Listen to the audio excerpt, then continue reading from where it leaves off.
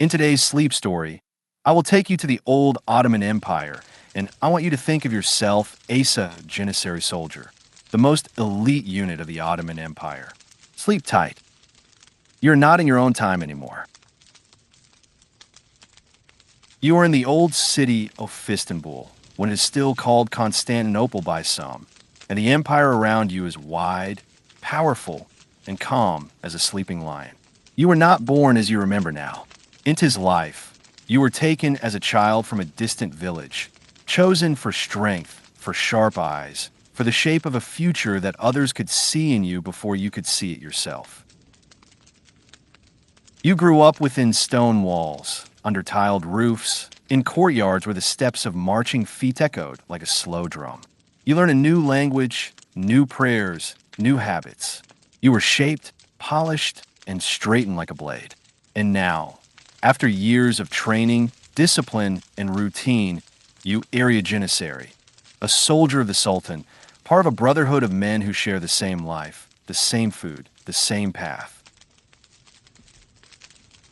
And tonight, as you lie down to rest, you let yourself imagine how a single day in that life unfolds from the first light of dawn to the softness of sleep. The day begins before its sun. Somewhere in the dark, a voice calls Thiessen. The Adhin flows over rooftops and courtyards, over domes and minarets, over streets that are still half asleep. The sound is gentle yet firm, like a hand on your shoulder. You open your eyes in the dim barracks hall, where rows of men sleep on low beds along each wall. The air is cool and faintly smells of wool, oil, and the smoke of last night's lamps. You hear quiet movement, beds creaking, blankets rustling, the soft sound of bare feet on wooden floors. No one isotes. No one needs to. Everyone here knows the rhythm of the day. You sit up slowly, feeling the weight of your body wake. Your hands find the familiar cloth of your simple mattress. You take a breath, then another, and for a moment you simply listen. The barracks are still dark, but thin lines of early light sneak in through small windows high above. Somewhere in the distance, you think you hear the soft murmur of waves on the Bosphorus and the far-off call of a gull. It is a reminder that the city is surrounded by water, and that beyond that water, the empire stretches far. You rise, fold your blanket neatly, and join your brothers in quiet preparation. You wash your face with cool water from a large brass basin. The water shocks your skin into full wakefulness. You feel the night slip away from your thoughts. You stand straighter. You tie your belt, adjust your loose garments, and step out with the others to the courtyard. The dawn sky is still dark blue, with just a hint of pale color along the horizon. The air smells of stone cooled by night and the faint, sweet scent of wet soil. You stand in orderly rows for prayer, shoulder toss halder, all facing the same direction. The ground beneath your feet is solid. The world feels still. You bow. You kneel. Your forehead touches the smooth surface of the mat. Your heart beats calmly, one slow pulse at a time. In these moments, you are not just a soldier. You are a soul in a long line of souls, connected to the men beside you, the city around you, and the sky above you. When the prayer ends, the day truly begins. The sun rises over the golden horn, turning the waters into a sheet of pale silver. In the barracks, the first light fills the courtyard, warming the stone walls. You and your fellow Janissaries move toward their refectory, where the morning meal awaits.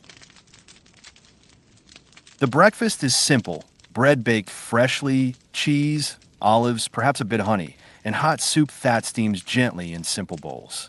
You eat in calm silence, the clink of wooden spoons and soft footsteps the only sounds. You feel the warmth of the food spread through your chest and stomach, filling you with steady, quiet energy. Around you, faces you have known for years move in familiar patterns.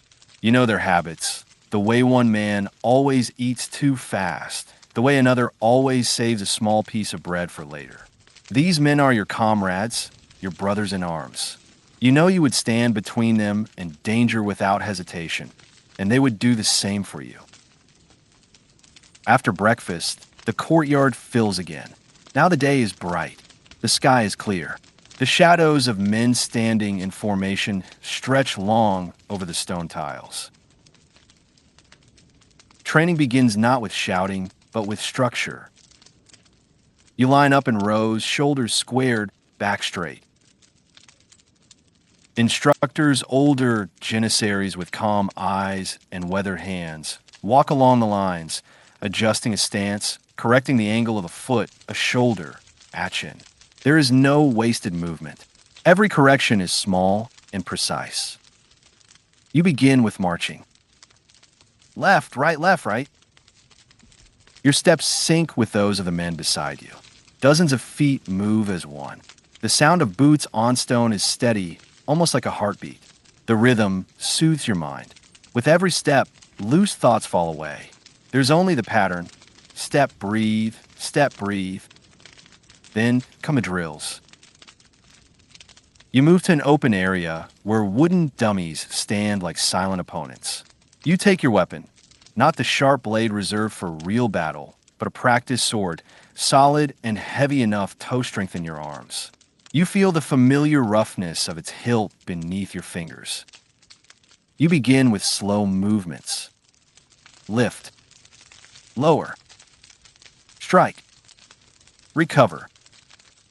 At first, each action is deliberate and controlled. Your body remembers years of repetition. Then the tempo increases. The wooden sword cuts arcs through the air. You feel the pull in your shoulders, the tension in your wrists, the firm grounding of your legs. The thud of wood against the practiced dummy echoes across the yard. You are aware of your body, but not in a harsh, painful way. Instead, it feels like you are inhabiting it fully, using every muscle purposefully. You are not fighting anyone now. You are shaping yourself, sanding away hesitation, strengthening resolve. Hours pass gently, measured not by clocks, but by the sun's rise and the feel of sweat cooling on your skin.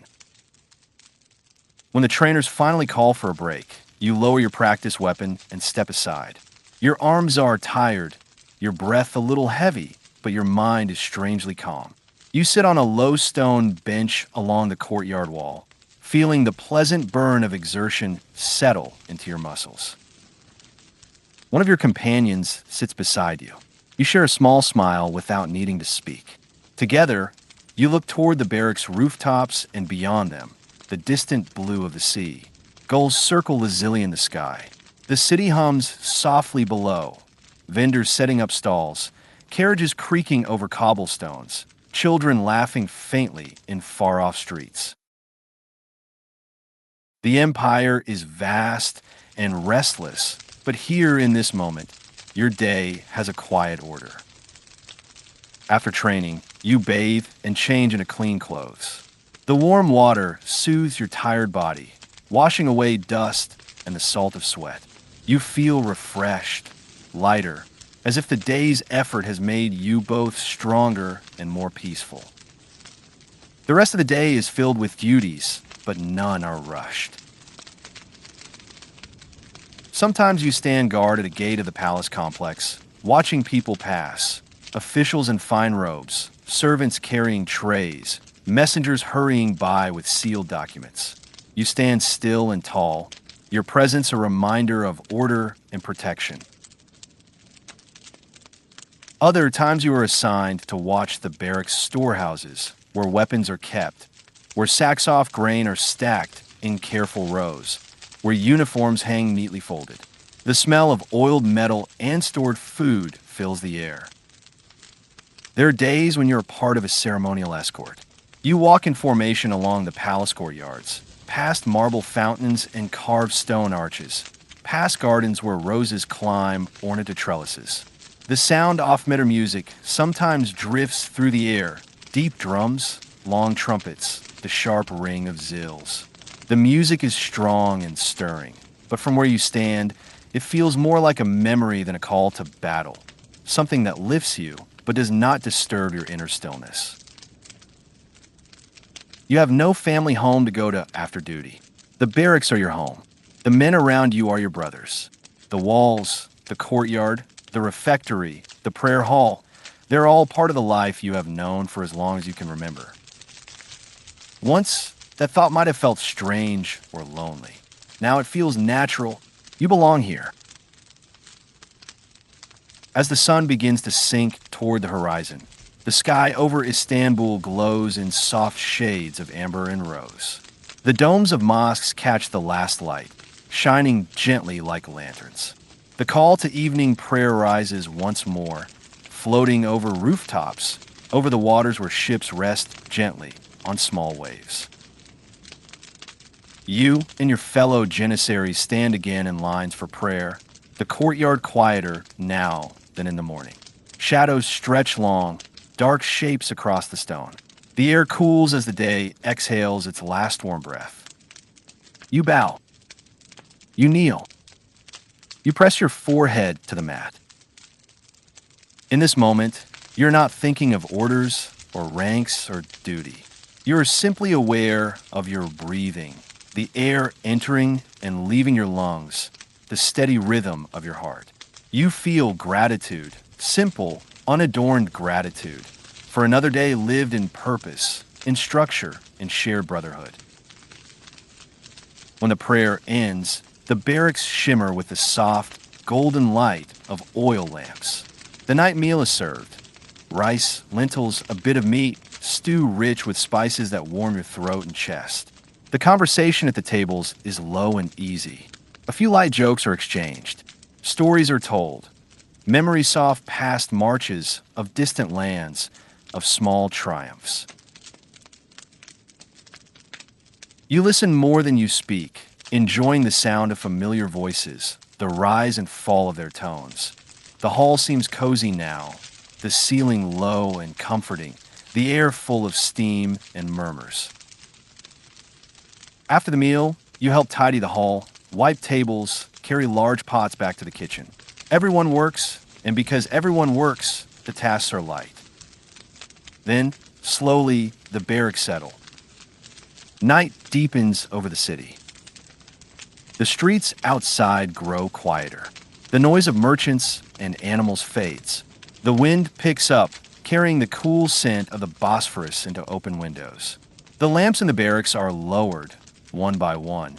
Their flames soften until they're just small, warm glows in the dark. You return to your bed, a simple frame, a thin mattress, a folded blanket. You sit on the edge for a moment, letting your body feel the stillness. Your hands rest loosely on your knees.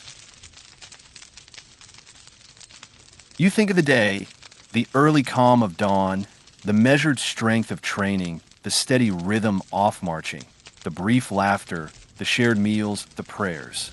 Each part of the day was like a stone laid carefully in a wall. Alone, each stone is small. Together, they build something strong.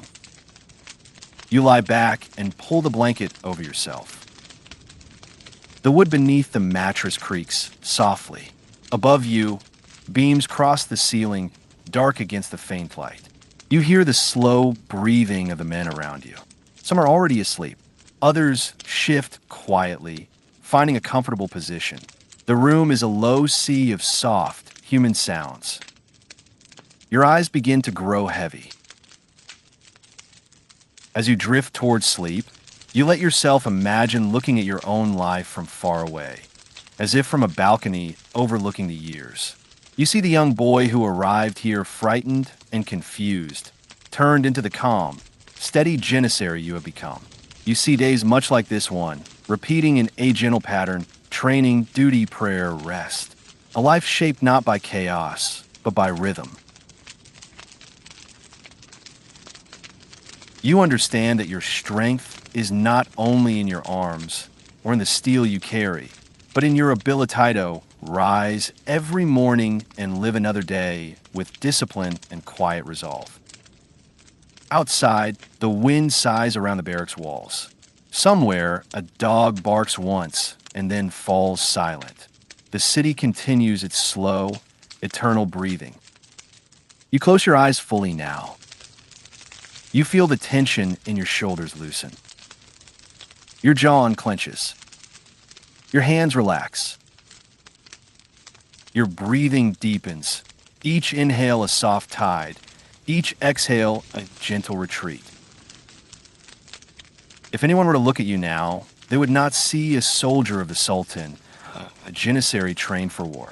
They would simply see a person at peace, lying in the quiet dark, carried slowly toward dreams. In your mind, you stand once more in the courtyard at dawn, the sky turning from dark blue to gold, the sound of the adhin stretching over stone and water. You stand tall, feet grounded on the earth, heart steady in your chest. The scene grows softer, fuzzier, fading like mist in morning light. And as you, a Janissary in this imagined life, drift into sleep, you carry with you not the weight of the sword, but the gentle rhythm of a day well lived. One more step on a long, calm path beneath an ancient sky that watches over you in silence.